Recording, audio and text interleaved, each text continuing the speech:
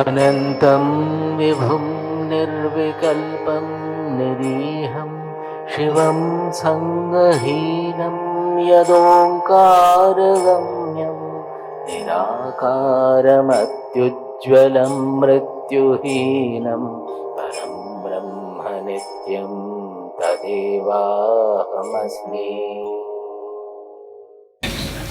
Let us just chant the few verses we have been doing. From 41st verse we will chant. 18th chapter, 41. Oh, acha.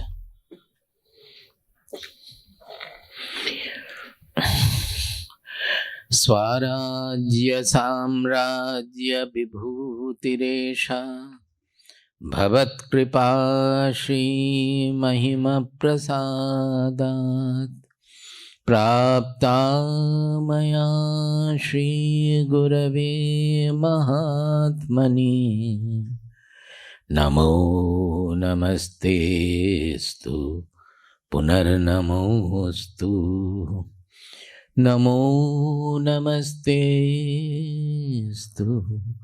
punarnamostu namo namastestu punarnamostu namastasmai sadaikasmai kasmai chinmahase namaha yadetat vishvarupena rajate guru rajate.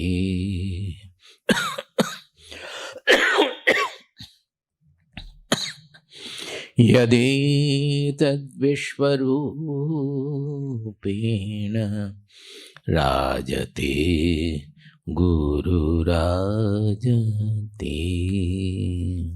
Hari. 40, verse number 41, 18th chapter. Brahmana kshatriya visham shudranam cha parantapa karmani pravibhaktani svabhava prabhavairgunaihi shamodamastapah shaucham kshantirarjavameva cha jnanam vijnanamastikyam brahma karma svabhavajam shauryam tejo dhritirdakshyam yuddhe chapyapalayanam danamishvara bhavascha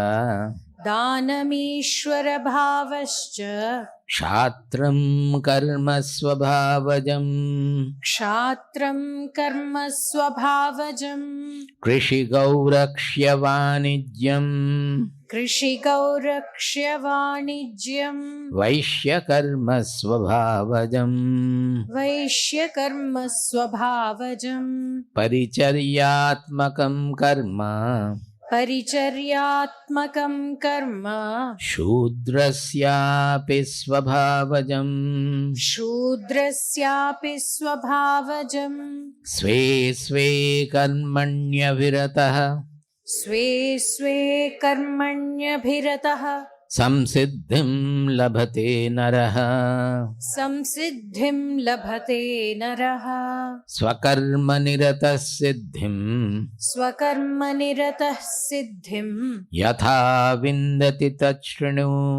yatha vindati tachrinu yatah pravrittirbhutanam yatah pravrittirbhutanam yena sarvamidam tatam yena sarvamidam tatam swakarmana tamabhyartya swakarmana tamabhyarchya siddhim vindati manavaha. siddhim vindati manavaha. So I said that this is extremely important because it is widely misunderstood and misinterpreted. I have yesterday I spoke in detail. He is saying svabhava prabhavair gunaihi. According to that creation means variety. So all that is created will have the vaichitra or variety according to the qualities that is shining in each. According to the karma, according to the varna, that means color of personality, according to the gunas, according to the qualities of a personality, the whole society is divided into 4 kinds of categories. Now, here in India, they are called this, they are given names and 4 categories that are there. Actually, it is not 4, it can be more also. Here, why they are saying 4 categories? Because it is with the 3 gunas, sattva, rajas, tamas, as I explained yesterday, the permutation combination, that will give us these 4 categories. Now, anywhere in the world also you will find these qualities, difference and different kinds of personalities because of the qualities.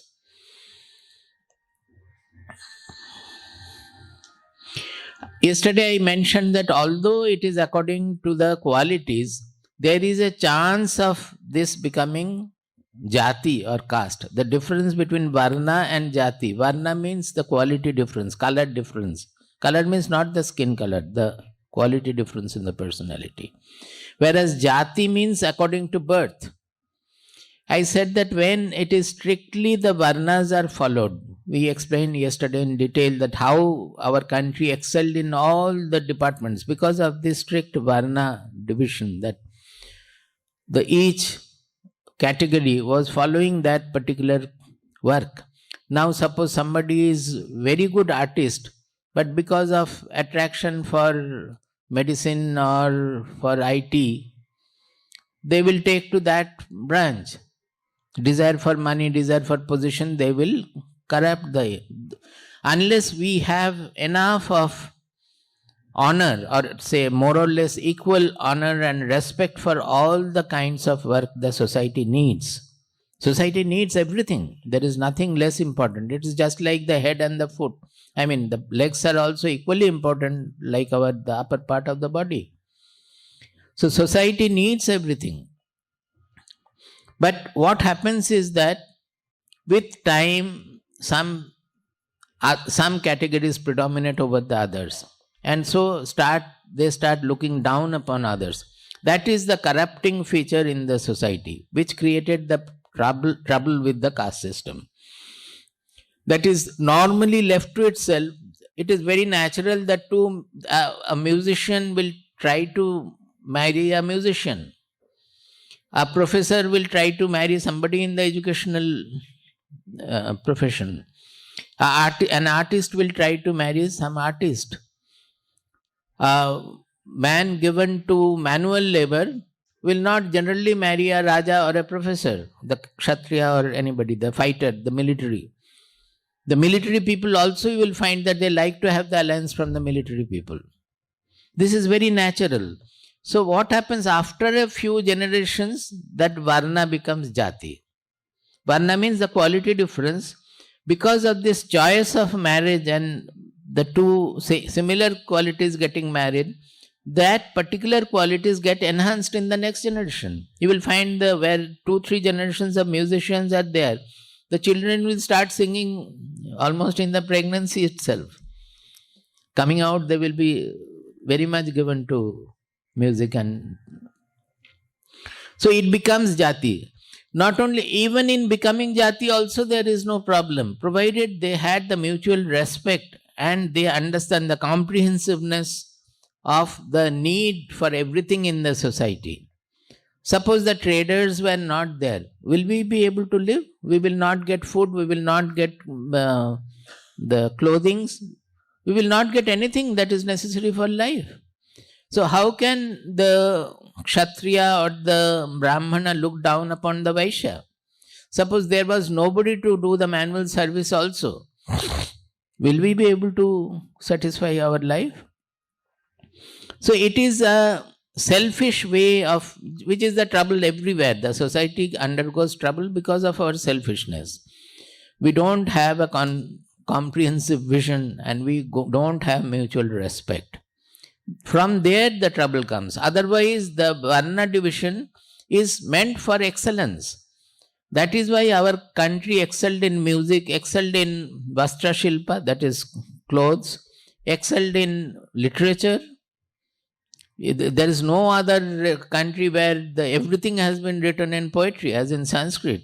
That mathematics, astrology, astronomy, everything is written in poetry.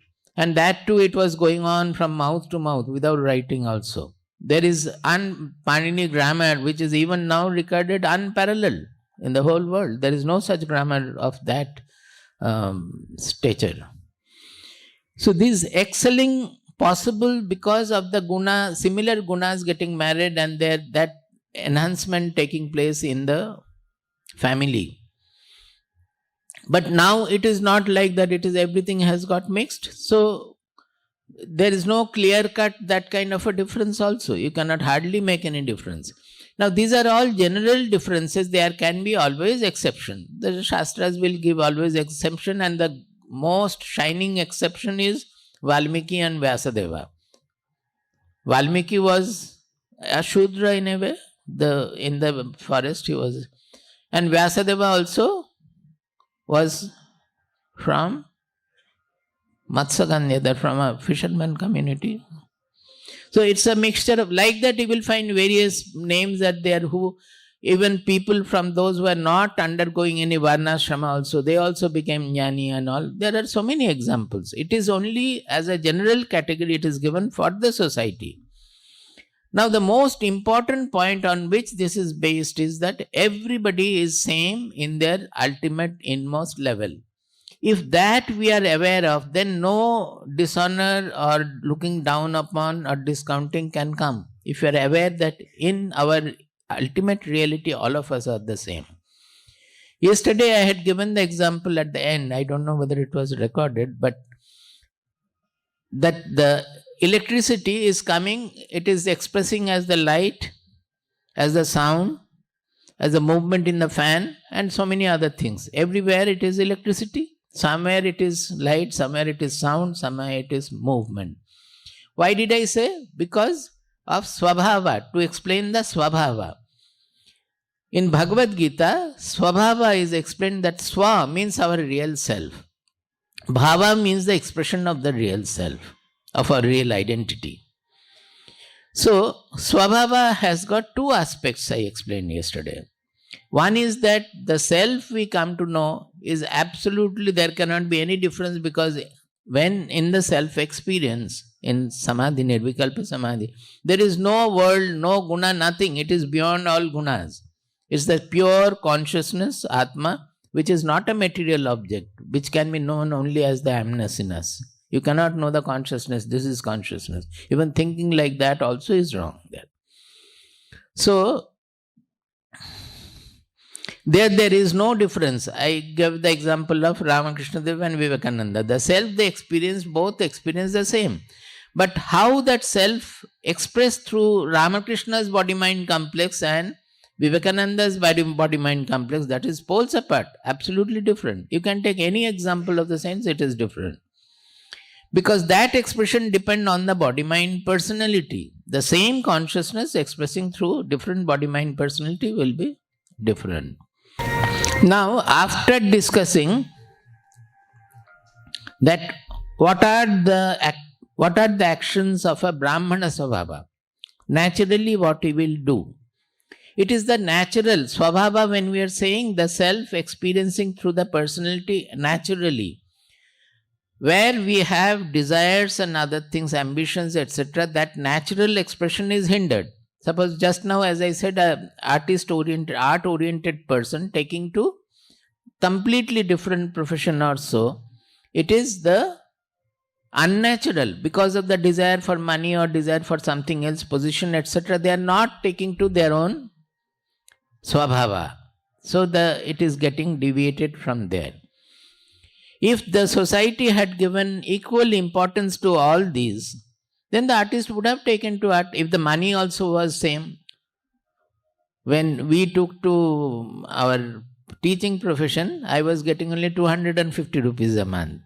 Whereas our colleagues, those who did not do PhD, those who took to banks and IAS, but mostly banks, they were getting at that time 2,500 rupees, 10 times our salary. So who could take to teaching at that time? Normally nobody, their restrictions, because I did not have any other burden I could take to, otherwise I would not have been able to take to it. So it depends on the society giving equal respect and value to all the pursuits. Then only people can be taking to the natural ways, the natural svabhava. Otherwise svabhava cannot be preserved. Now the ideal case for a society is to do your swakarma, your svadharma, your svabhava. That is manifestation of the svabhava is the ideal case. So here we have yesterday studied that what is the Brahmana karma, what is the kshatriya karma, what is the vaishya karma, and what is the shudra karma. Everything we have done. Next verse he is saying, Sve sve karmani abhirataha samsiddhim labhate naraha swakarma nirata siddhim yatha vindati tachunu.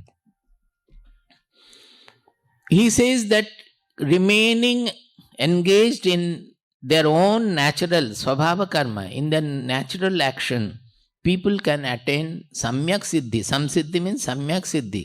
Nobody should doubt that my natural vocation, my natural activities will not allow me to go to the ultimate level of spiritual emancipation or freedom. Bhagavad Gita specializes in that. It says that Swakarma nirata siddhim yatha vindati tachunu. Remaining engaged in our own natural activity, how a person attains ultimate final goal, I will tell you, you listen to it. This shloka is that. Then he will say. In the next verse he says that Yatah pravrittir bhutanam yena sarvamidam tatam swakarmana tam abhyatya siddhim vindati manavaha. In one verse he has said that what is to be done. He says from where this all the creation has arisen. Where is it? Arisen means it is also, we have discussed that it is not a parinama srishti. They are all appearing in the consciousness, in the Atma, in the Brahman. So from where the whole creation has come, pravittir bhutanam yena sarvamidam tatam, who is spread everywhere. Actually, it is not spread. The whole universe is appearing in that consciousness. So he is everywhere and beyond also. If we worship that truth, swakarmana, our own karma, with the own karma, if we worship that truth, then we attain siddhi. Swakarmana tam abhyarcha siddhim vindati manavaha. People attain siddhi or success by worshipping that truth, the ultimate truth, with what? Not with flower or chappan bhog or anything, with their own activities, with their own actions. What kind of action? Whatever is natural to them, with that action. Even if it is not natural, this will apply. Now, how it happens, we have to understand. In application, what does it mean? Bhagavad Gita has been right from the beginning pointing out that Sangam and Sangatyaga, Phalatyaga. Sangatyaga, Phalatyaga. In various ways it has been discussing. We said that this Sangatyaga is actually what we call ego. That is the doership. Sangatyaga means actually doership. I am doing. I have done this. I have to do this. These are all Sangha. That I is related to that. I have done something sinful, so we feel depressed. I have done something great, we feel elated. Always that I cannot do this, or I have to do this, I have this duty. So that ego part is the sangha.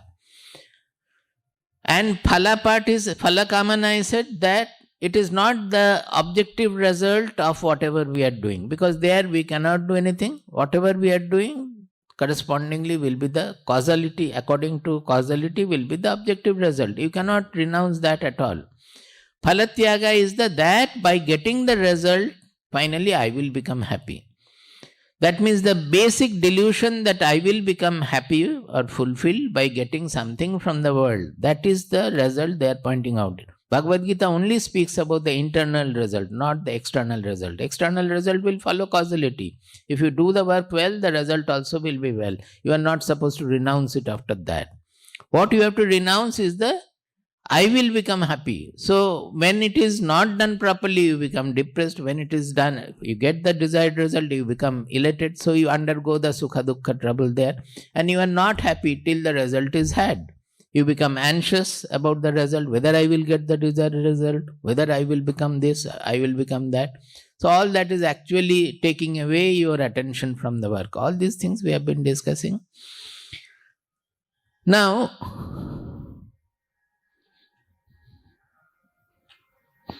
if we can keep this away, that sangha and the phalakamana, it means doership and enjoyership. Phalakamana means that I enjoy the happiness. So that is the enjoyership. And doership is the ego. I will do this, I will do that. In other sense, you can also call it, see, Ramana Maharshi has said that, how do you know that you have surrendered? Says,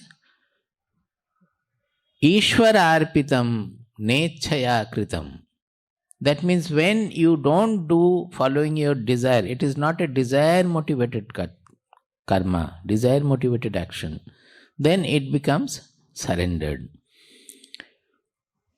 In Bhagavad Gita, it is yajna has been defined in the manner that normally in Vedic yajna, we do yajna only with desires, to fulfill some desire. But in Bhagavad Gita, yajna has been given a completely reverse concept. What is that? When you do anything without the desire, then it becomes a yajna. Yajna in 3.9, I think. No? 3.9, 3rd chapter, 9th verse. Yajnarthat karmano anyatra lokoyam karma bandhanaha tadartham karma kaunteya mukta sangaha samacharet. See, again mukta sangaha is coming.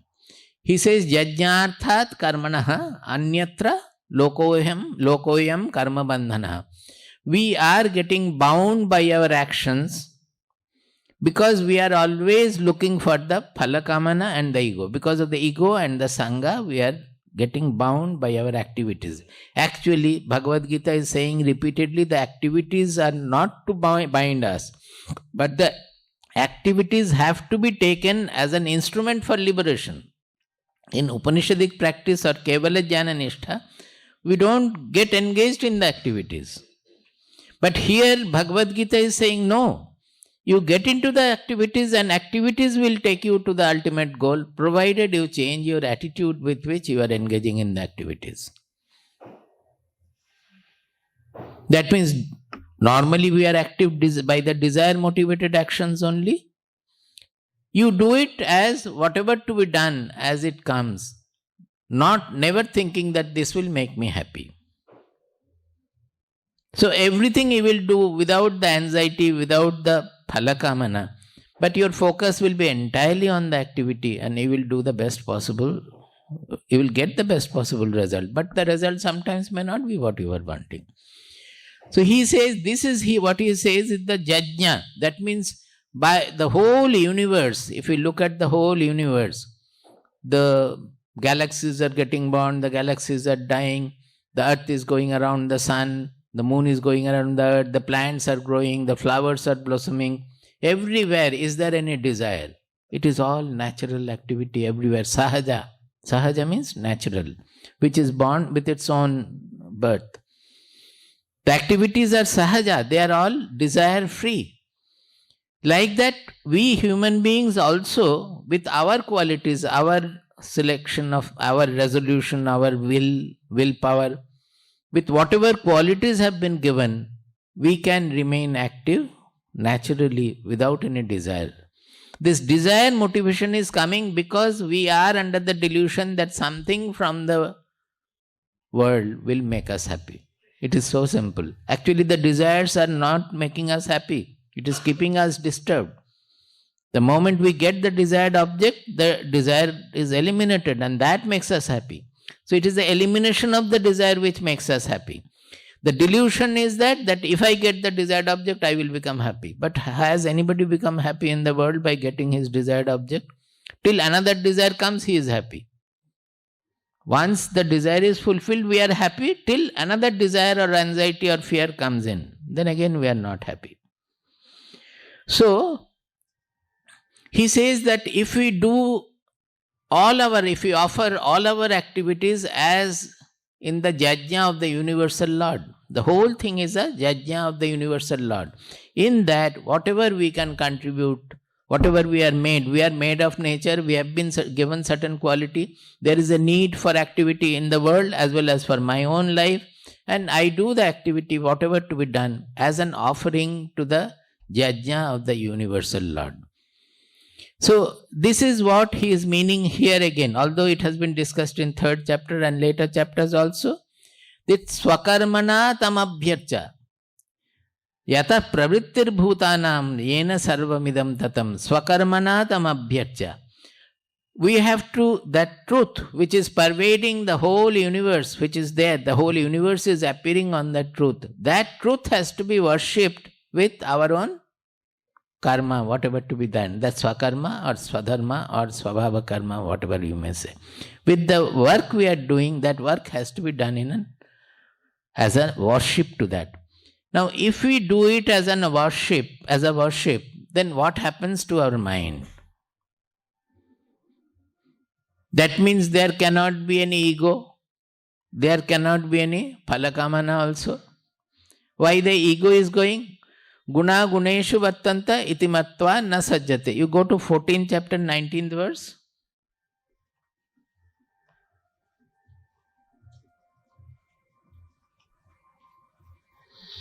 Nanyam gunebhyah kartaram Anyam gunebhyah kartaram yada drashtanupashyati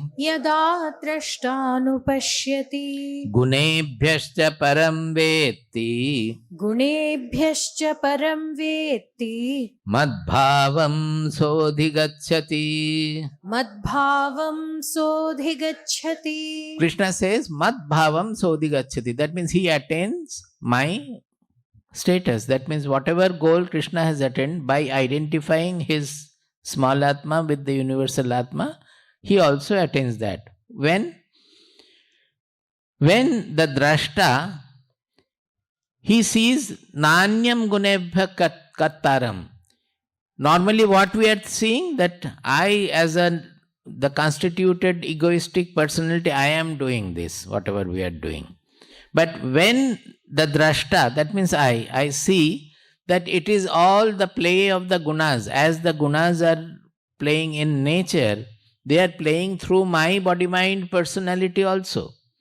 Whatever my body-mind personality is doing, they are also, the gunas are doing it. There is no karta, no doer beyond the gunas. It's all gunas play. That is what I call phenomenological vision. It's just a phenomena, as in the world the phenomena is going on, the gunas are playing. Like that in my body-mind personality, it is the gunas are playing. Nanyam gunebhyah kattaram yada drashta anupashyati. Generally, anupashyati means following our action, we find out that I am doing this. We are always projecting a karta behind that. Actually, it is the gunas are working with the gunas. The world is made of gunas. My body-mind personality is a product of the world. So it is also made of the gunas. It is an interplay of the gunas alone. Not only that, gunebhyascha param vetti. He sees something beyond the gunas, transcending the gunas. What is that? The I, which is the witness of this play going on, the universal play, which includes my body, mind, personality also. There also, the whole universe is playing, it's a play of the gunas, and I am the witness of it. When he sees that, he attains my position, Krishna says. That means he becomes liberated. He attains the non-changing, imperishable truth. Now, here also,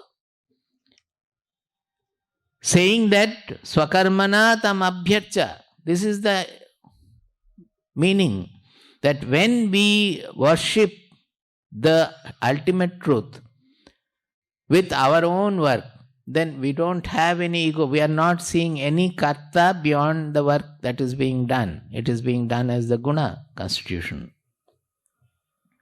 And there is no phala kamana also. The gunas are playing, the objective phala will be as usual. There is no question of I becoming happy also there. So kartri bhoktri bhava, the doership and enjoyership are the trouble. If they are eliminated, then our all work becomes an worship to the universal Lord or to the ultimate truth.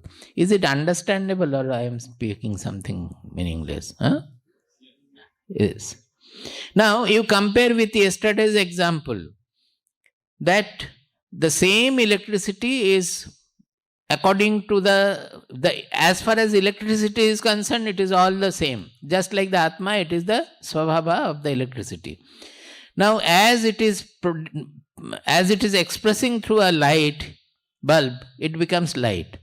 As it is expressed through an amplifier, it becomes sound. When it is expressed through a fan, it becomes a motion. Now, the question is, the light thinks that I am light. It doesn't think that I am the electricity. The microphone thinks that I am producing sound. It doesn't think that I am the electricity. The electricity is the fundamental element there. The consciousness in these materials are the electricity.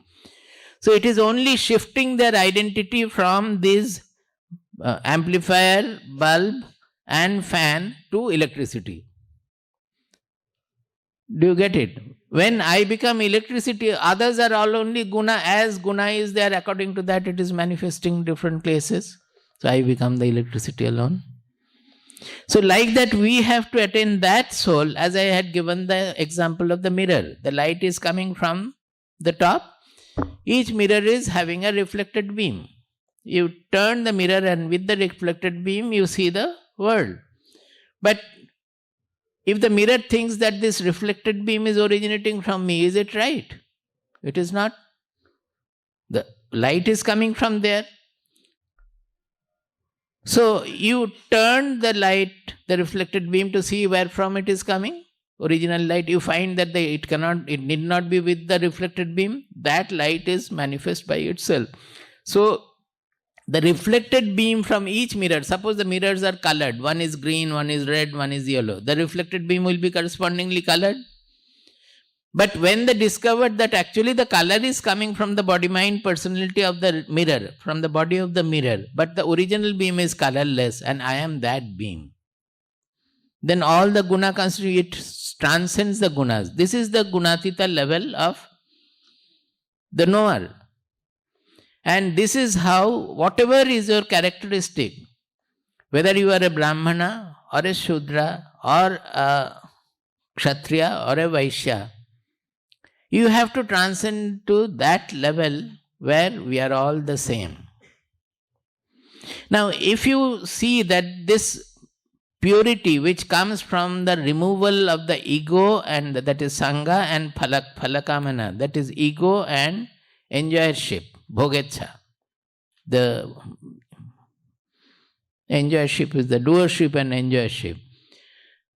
Then what happens? The sattva guna, which was binding you by the sukha and jnana, sattvika sukha and sattvika jnana, those two bondages go. And you become, the sattva guna becomes only a revelatory power. Rajoguna, which was giving you a fragmented vision of the world. Rajoguna, I said, it is desire motivated activity. It is not just energy, but it is desire motivated activity, which was coming from Trishna Sangha Samudbhavam. You should not forget, all these have to be remembered. So Rajoguna, the basis of Rajoguna is I like this, I like that, this is mine, this is not mine. So always seeing the world in a fragmented manner, in a desireful manner, with the bhogecha, that was the Rajoguna bondage coming in. Now, when it is relieved of that desired fragmented vision and corresponding generation of the ego and desire, that is desire, sangha and kama, then what happens to the Rajoguna? It's get liberated into the universal energy. That energy is pure energy. The whole universe is having Rajoguna. Without that, there cannot be an existence. In the nature, there is no Rajoguna bondage, ego, nothing is there. The whole nature is full of energy. That is the divine energy. So if we remove from our activities the ego and the phala kamana, the sangha and phala kamana, then we simply land into the divine world of energy, the divine energy. We don't get, it never pollutes us. We become free with that energy. We work with that energy. Not understandable? So actually Bhagavad Gita, the first step of revolutionary presentation of Bhagavad Gita is activities are not a bondage at all. Our activities are binding us because of our delusion and misunderstanding of the world. Rather, the activities are not a hindrance also to our sadhana of final attaining the truth. The activities have to be converted into instruments for liberation. That means activities will help us to get liberated and attain Brahman. How? By changing our attitude. What is the change of attitude needed? We are now engaged in desire-motivated activity with an ego-motivated activity. This desire and ego have to be removed. By how? How will you remove? Understanding the truth. That where lies the ego? It is absolutely delusion. Where lies the phala kamana? We are actually the fulfillment which is naturally there, joy which is naturally there. We are hindering that joy by producing a desire for something. Joy is not produced from the world. Joy is produced within. It is a natural property of the soul. I have given so many examples. In meditation, when you forget the world, you get flooded with joy. In sleep, the deep sleep, when you forget the world, then it's the most joyous situation. These are also enough proof for that the joy is not outside, it is within. And the desire fulfillment also, because the desire is eliminated at that point, you become joyous by fulfillment of the desire. So better you eliminate the desire right from the beginning and do everything from joy, not for having joy at the end of the work. Generally we are doing, by getting the result I will become joyous, for joy. We have to work from joy because we are already joyous. Whatever to be done, we will do joyfully. Now this is the Bhagavad Gita which started. From there it is taking us in the 18th chapter to a life divine, so to say. That means in a divine activity, in the field of divine activity, where even all the four categories, suppose a Brahmana, when he is free of the ego and the bhogecha, ego and the corresponding knowledge also is sukha and jnana bhoga. If he is freed of that, then what he does, he is only in pure knowledge of the truth. And what he does also, he spreads that knowledge of the truth. That is his purpose, to speak about the knowledge, write about the knowledge, give it, share it with others, everything. He goes on sharing. What does a kshatriya do? In the kshatriya's case, when he is free of the ego and the bhogecha, Arjuna was saying initially that I am fighting the war rajya sukha lobhena, for enjoying the kingdom. If that is taken away, ego is taken away, then what is the kshatriya doing? He is protecting the society on the path of auspiciousness. He is punishing the bad. He is encouraging and rewarding the good. He sees that the society is protected from all kinds of evil effects. And he does it as part of, as the Lord is looking after the world, he is also looking after his small kingdom or big kingdom or whatever it is, as a representative of the God. That is how the concept of representative has come.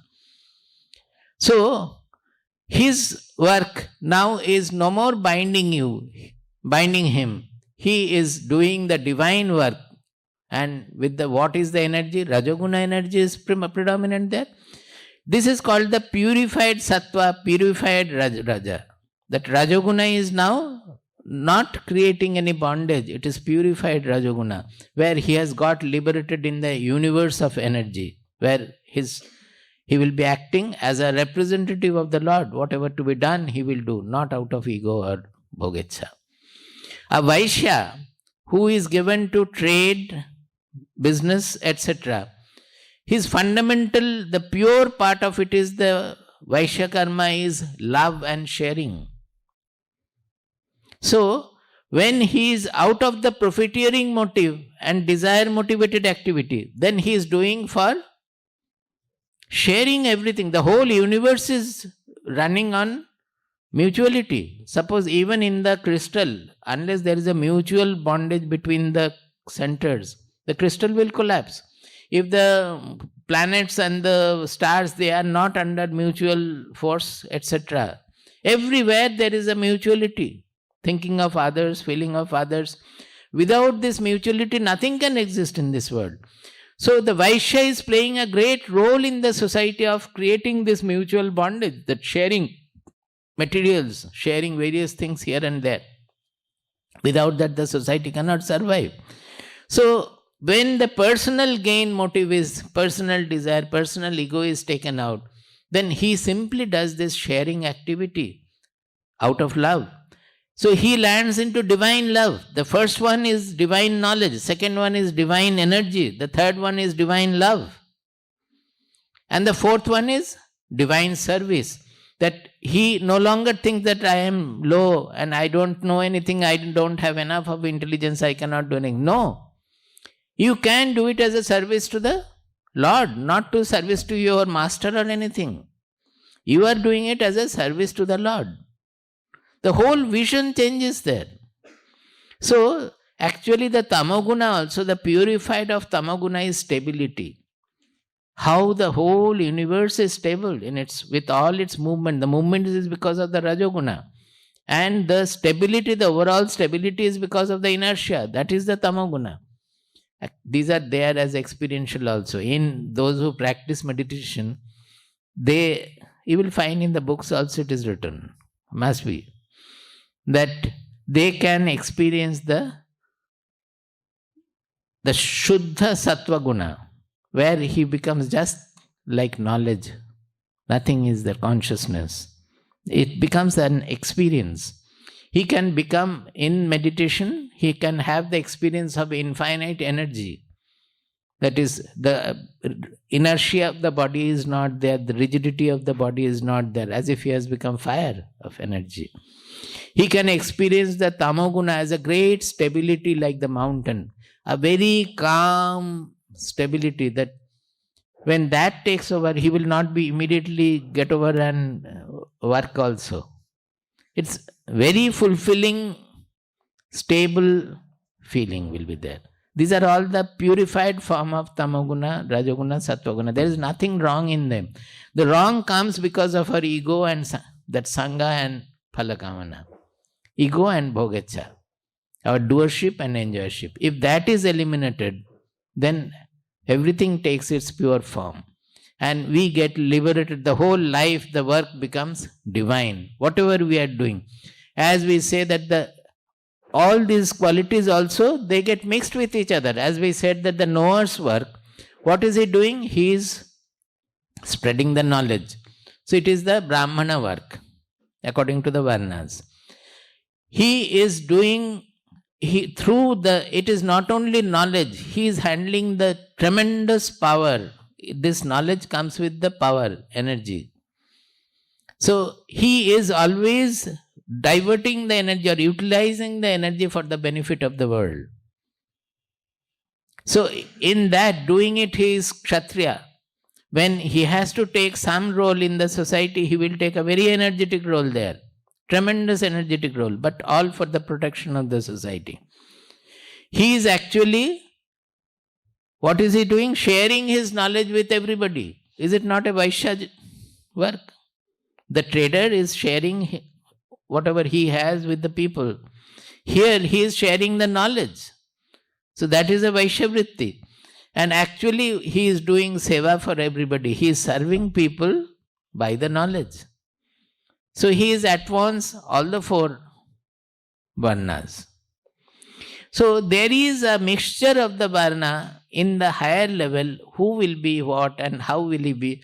That it depends on the complete divinity. Suppose one person who was working as mainly tamasika work or manual work or so, but if he starts practicing this dissolution of the ego and the bhogecha, automatically his mind will change, his buddhi will change, he will get the touch of the truth also. The truth, it will come and he will become a Brahmana in the usual sense. He will have the knowledge. May not be Brahmana, but the Brahmana effect will be there. He will also, with his guna, it will get transformed into, it will add more and more of sattva guna and all because of his archana. That is, whatever he is doing for the truth only. By his surrender, he will attain the Brahmana gunas or the knowledge-oriented sattva guna also. A person who is tremendously active, say kshatriya, like Arjuna, by fighting the war without any enmity and without any lobha or greed for kingdom, what Krishna was trying to make him? It is really the knowledge that he is fighting the war where he has to kill his own people and all without any problem. So he has to transcend the personal level, personal gain, personal loss, everything. So by that he becomes a knower. He becomes a Brahmana also. That is Brahmana qualities. So everything gets transformed into the ultimate. Finally, he becomes the soul, where there is no guna, nothing. So it's a beautiful way of transforming the whole society by a touch of spiritual knowledge. What is the knowledge? That actually the whole universe is functioning with the three gunas. It's nature's job.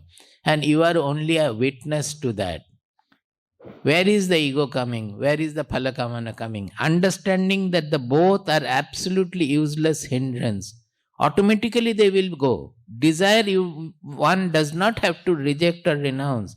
Desires become redundant, meaningless. Why should you unnecessarily become unhappy by cultivating desire? When we understand that the desires are making me unhappy, do you want unhappiness? By quoting desire, we are making us unhappy. Once we understand this fallacy, will we not automatically, the desires will become redundant? People think that, all desires, how will it go? How will it go? Just by understanding it should go. When you understand that it is absolutely foolish to have desire, will you desire anymore? You will do whatever comes, you will do.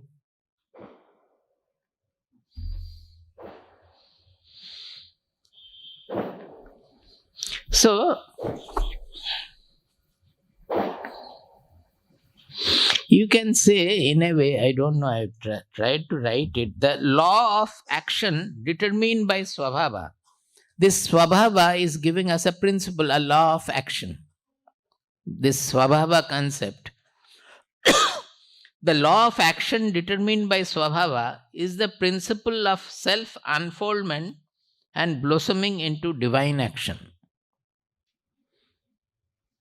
That is, when we do action according to our svabhava, eliminating both desire and ego, then actually we are landing into divine action. The life gets divinized by that. Now he is further elaborating on this.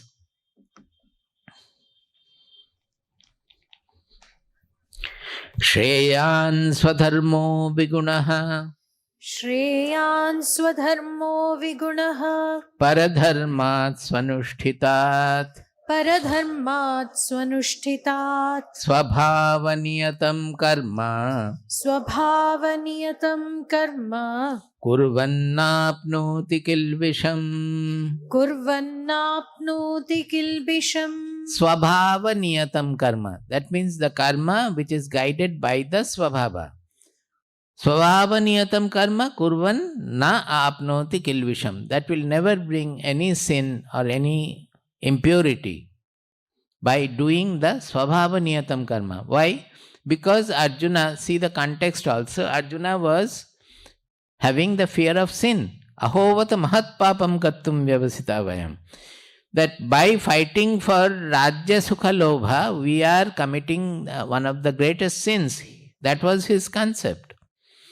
Now, Arjuna was a kshatriya and his svabhava niyatam karma was war. Part of the karma was war, to protect the country, and in this case particularly, he was fighting to establish the righteous rule on earth, on our country. So, Shreyan svadharmo vigunaha. Although it is a vigunaha, it is a negative quality of the karma, say killing people, not only killing his own beloved grandfather, own respected teacher from whom he has learned the archery. Is it not really very bad?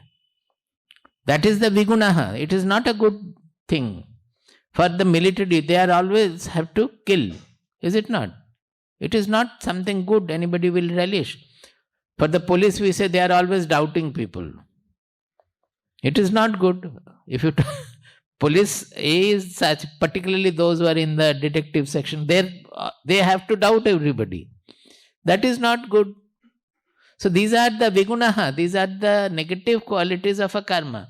But he says that if you do it without any selfish gain motive, desire motive or ego, then they will not touch you at all. They will be just like guna guneshu vartanta.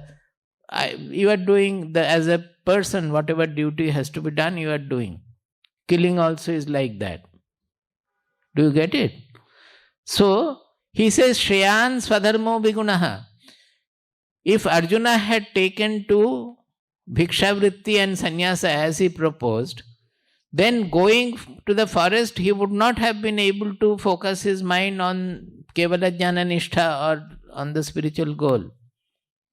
So he would have lost both. He would not have done his duty and he would not have been successful in pursuing a goal which is not his svabhava. Because his svabhava was 13 years he has meditated on the war, he has contemplated on the war, thinking of Duryodhana, how to punish him. So for him it is the swakarma you do, but do it in the transformed manner. That is, don't think that it is for winning the kingdom or getting the sukha out of kingship. You are fighting the war because the righteous rule has to be established. In the process you may die also, you may survive also. If you survive, you may rule. Otherwise you may get defeated also. But whatever you have done, whatever you could do, you are doing it. Not with the result that I will win and then I will have sukha and then I will become happy. I will have the comfort of the kingship and then I will become happy. Nothing like that. You are working. It is svabhava niyatam karma. Your karma is to take the kingdom, to take the society to the righteous rule and to the auspicious goal, and for that you are fighting.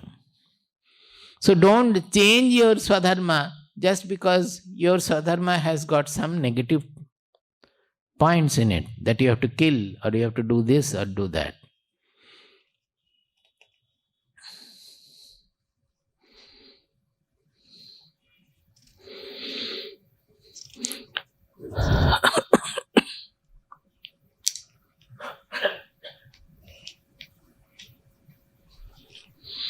Sahajam karma kaunteya. Sahajam karma kaunteya. Sadoshamapi natyajet. Sadoshamapi natyajet. Sarvarambha hi doshena. Sarvarambha hi doshena. Dhumena Dhumena Sahajam karma kaunteya. Sahajam karma kaunteya. Sadoshamapi natyajet. Sadoshamapi natyajet. Sarvarambha hi doshena. Sarvarambha hi doshena. Dhumena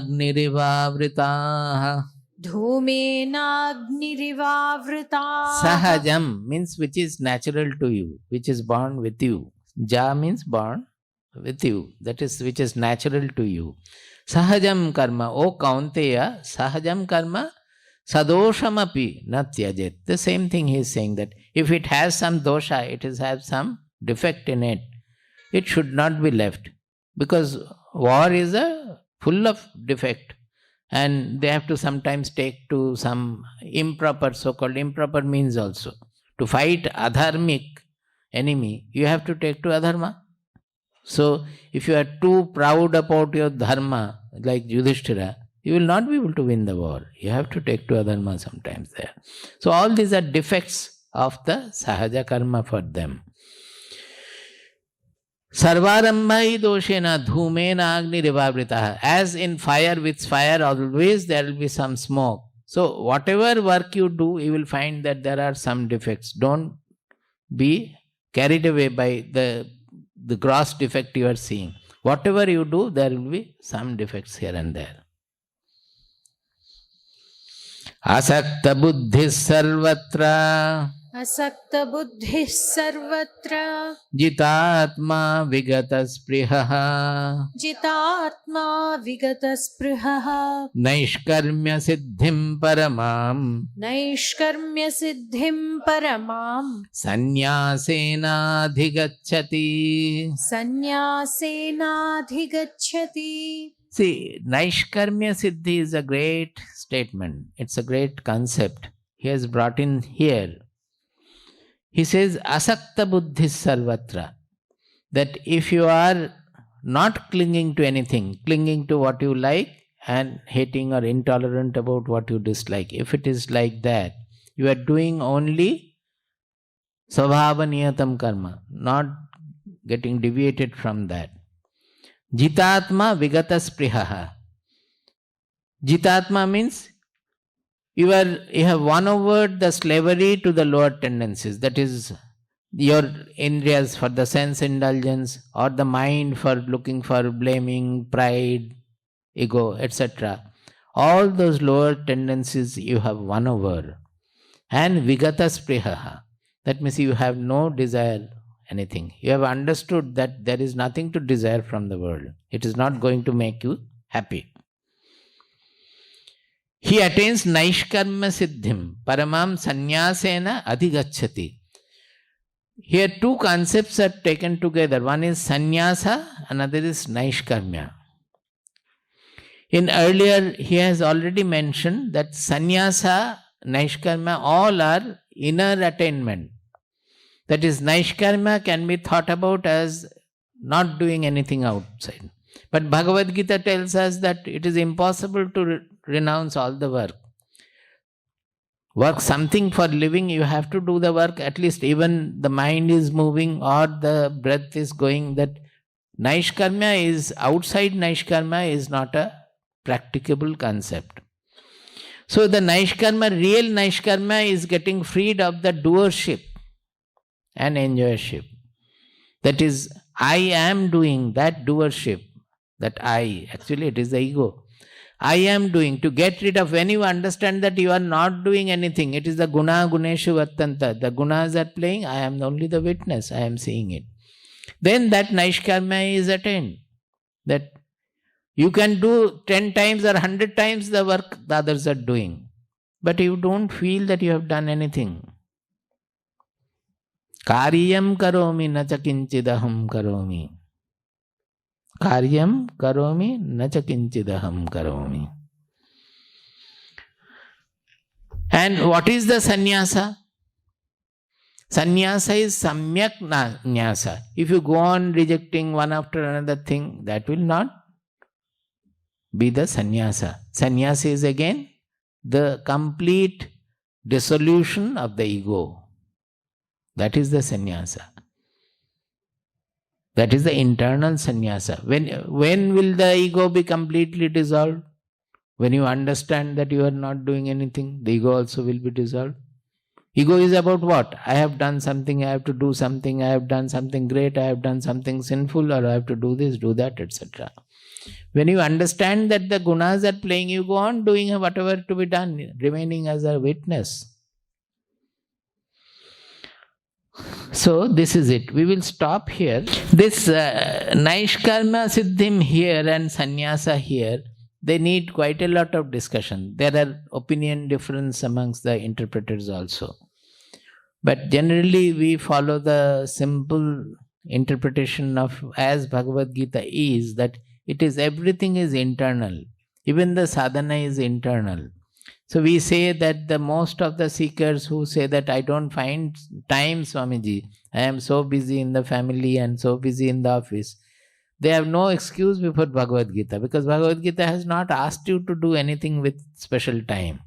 Saying whatever you do, be it eating, cooking, going to the office, playing, everything has to be converted into a sadhana. How? How? But not doing desire motivated karma and taking away the ego, by removing the ego and bhogetsa. So you don't need any special time. So the sannyasa is actually the internal sannyasa, where you finally realize that I have nothing to do, I am not doing anything at all. The whole universe is running, it's a play of the guna. My body, mind, personality is a product of the nature. It is also doing its job. I, the Atma, never gets touched by anything. It remains unaffected, untouched. So that is the inner sannyasa.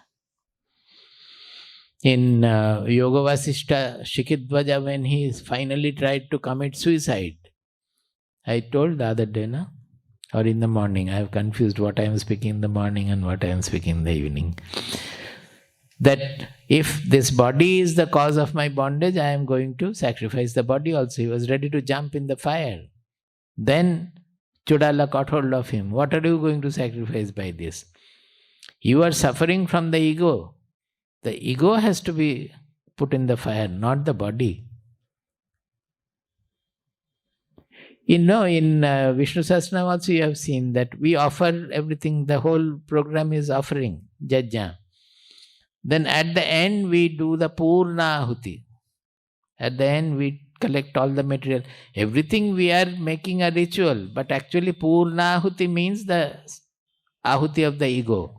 That is offering the ego. At the end of the jajna of making all the offerings, finally we have to offer our doership and enjoyership. That is the idea.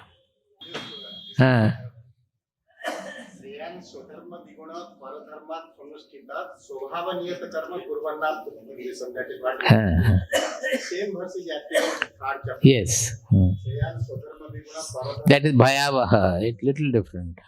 3.35. 3.35.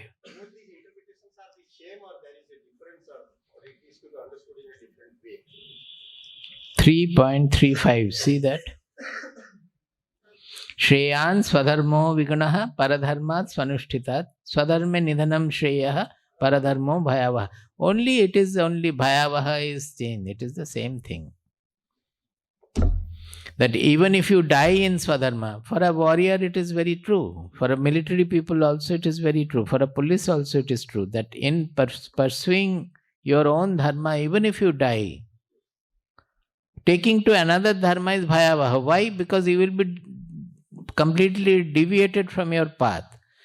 He is repeatedly saying that the whatever defect is there in the karma, be it killing people or getting killed or whatever, spying or stealth or anything, if you can do it without sangha and without bhogetsa, then you get promoted in spirituality. Why? Because your mind is expanding, it is getting detached, it is getting relieved from all the kalmasha.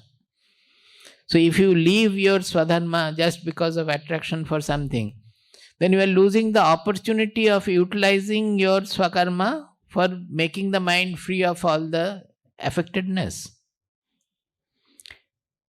The whole Bhagavad Gita is trying to make our activities, utilize them to get to a higher level of purity where you are remaining unaffected by whatever is being done. So if you leave the karma and go away, you are losing that opportunity. And in this context, it is Arjuna is repeatedly telling that he wants to take up the Kevala Jnana Nishtha. That is, if you say the Sankhya is the real, and he has understood also to some extent Sankhya. So, if you want to pursue the knowledge, you are not fit for the knowledge, he has said. Already he had said that karmanye eva adhikaraste. You are not fit for the exclusive jnana nishtha, at least at this point. After fighting the war and coming to a certain level, he might be. But at that point, he is not fit because his mind will not remain in the knowledge. He will only think of Duryodhana and whatever wrong they have done to him and all. So he is losing the opportunity for getting to the higher level. Here, by killing Bhishma in his own hand, finally, he must have got to that level where he will be able to kill Duryodhana also without enmity. He was not able to. Twice he tried, but finally Krishna ran with his Sudarshana Chakra.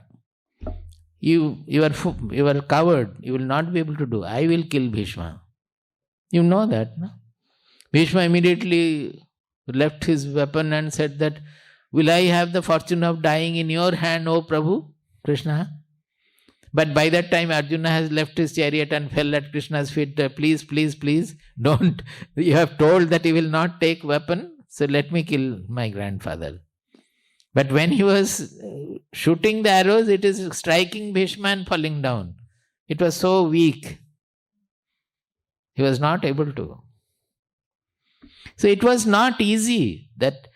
See, when can one get over all that to kill the most beloved grandfather without any enmity? He is killing him. The mind has to go to such an impersonal level. When the personal mind gets into that kind of an impersonal level, that is the divinity. What is the divine? Divine is impersonal only. The small I, limited personal ego, when it gets dissolved into the impersonal divinity, the impersonal Brahman,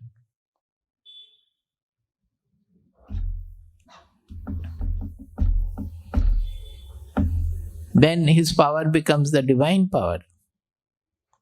The kshatriya then works with the divine power. The power which is active in nature, there is no difference. That same power is working through him. It's an infinite source of power, energy. So when we say Ram acquired Vishnu Rupa, it's the same thing? No. That is same thing, but in a different form. These hints are given everywhere. Rama was, it's a little mythical allegory because nobody can have 10 heads. Ravana is pictured as 10 heads because of his ego. He has tremendous ego. Now, when Rama is cutting head one after another, but another head is coming up, another head is coming up. So he got confused that he understood that Ravana cannot be killed by cutting off his head. He did not know what to do. So Valmiki says that Rama meditated on his Vaishnava Rupa. And then he left the arrow which hit his, where was the weak point, where he could be killed, and he got killed. Now here Vaishnava Rupa means the same thing what Krishna is saying, he becomes like me, etc. Anybody knowing his self is the Vaishnava Rupa, because Vishnu means Vyapnoti iti Vishnu, who is all pervading. Our Atma is all pervading. It is same as the Brahman. So anybody meditating on his Vaishnava Rupa, the expression they have taken because Rama is considered Vishnu's avatara and all. Actually, it means Rama was a knower who had identified with the universal I, the universal consciousness. So the hint here is that when you are not knowing how to overcome a difficulty or an obstacle, the best way is to become zero. That means you just become zero. You get to your Atma, become zero. Then whatever comes you do. You may not know. It is not through understanding. You do whatever comes to your mind and you will find that the problem is solved. That is, to become zero means become infinity also, become the self. Vaishnava Rupa means become the self. So you meditate on yourself and then do it. When you meditate on yourself, if at all any enmity towards Ravana was there, it will go immediately. It is the impersonal level. Any enmity towards Ravana, any fear of getting defeated, any anxiety about Sita, all these things are gone. You are in tune with the infinite. Zero means you are in tune with the infinite. And then you do. Nature takes its own course. Through you, the nature takes its own course. So Ravana was supposed to be killed, it got killed, that's all. And Rama doesn't take any greatness in that I have killed Ravana. He immediately ran to Ravana and did namaskara and asked for his advice, because Ravana was a great person.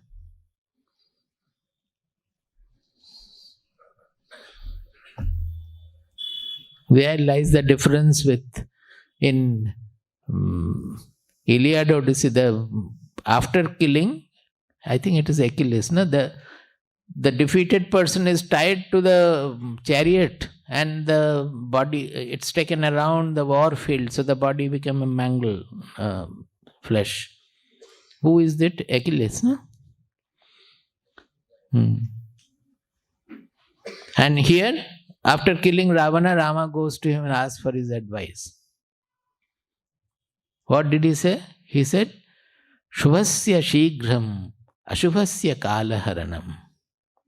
This is a great advice from Ravana. Shubhasya shighram. If something is auspicious, don't delay it, do it immediately. Ashubhasya kalaharanam. If you are doing something wrong, hold on. Delay it. Something will happen. So don't do it immediately. That is from Ravana's life. He should not have, taken away Sita so hurriedly. Abducted Sita. Prabuddham vimuktam vikaradihinam prasannam sada nitya bodhasvarupam param nishchalam nirgunam salvarupam bhajeham sadanusmarami pranomi prabuddham vimuktam vikaradihinam prasannam sada nitya bodhasvarupam param nishchalam nirgunam salvarupam bhajeham sadanusmarami pranomi. Hari Om Tat Sat.